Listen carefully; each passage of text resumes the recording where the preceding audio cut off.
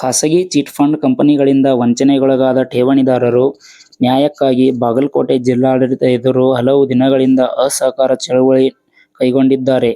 ಇಂದು ಜಿಲ್ಲಾಧಿಕಾರಿಗಳ ಕಚೇರಿಗೆ ಪ್ರವೇಶಿಸಿ ನ್ಯಾಯ ಕೇಳಲು ಪ್ರಯತ್ನಿಸಿದಾಗ ಪೊಲೀಸರು ಹಲವರನ್ನು ವಶಪಡಿಸಿಕೊಂಡರು. ಇದೇ ವೇಳೆ ರೈತ ಮುಖಂಡರನ್ನು ಸೇರಿದಂತೆ ಮಹಿಳೆಯರನ್ನು ಕೂಡ ವಶಪಡಿಸಿಕೊಂಡಿದ್ದು, ಇದರಿಂದ ಆಕ್ರೋಶಗೊಂಡ ಹೋರಾಟಗಾರರು ಜಿಲ್ಲಾಧಿಕಾರಿಗಳು ಹಾಗೂ ಪೊಲೀಸರ ವಿರುದ್ಧ ಧಿಕ್ಕಾರ ಕೂಗಿದರು.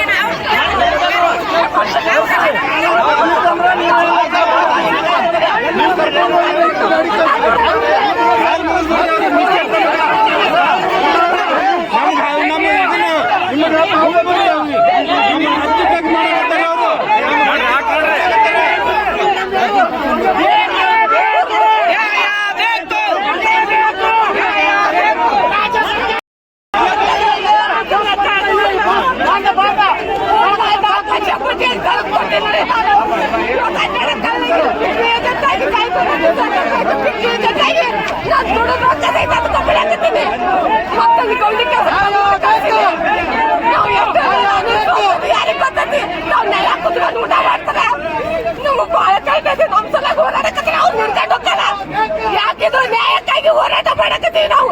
ಯಾರು ದುಡ್ಡು ಕೇಳ್ತಲ್ಲ, ನಾವು ದುಡ್ಡು ತುಂಬಿದ ದುಡ್ಡು ಏಜೆಂಟ್ ಆಗಿ ದುಡ್ಡು ತುಂಬಿದ್ದು ದುಡ್ಡು ನಾವು ಎಲ್ಲ ಅನ್ನಕ್ಕೆ ಕತ್ತಿದ್ದಂಗ ಆಯ್ತು. ಇವತ್ತು ಬಡ್ಡಿ ಕೈಲಿ ಕೊಟ್ಟು ಕೊಟ್ಟು ಬಡ್ಡಿ ಸೋಸ ಇದ್ರ ಬಡ್ಡಿ ಸೋಸಾಕತ್ತೀವಿ.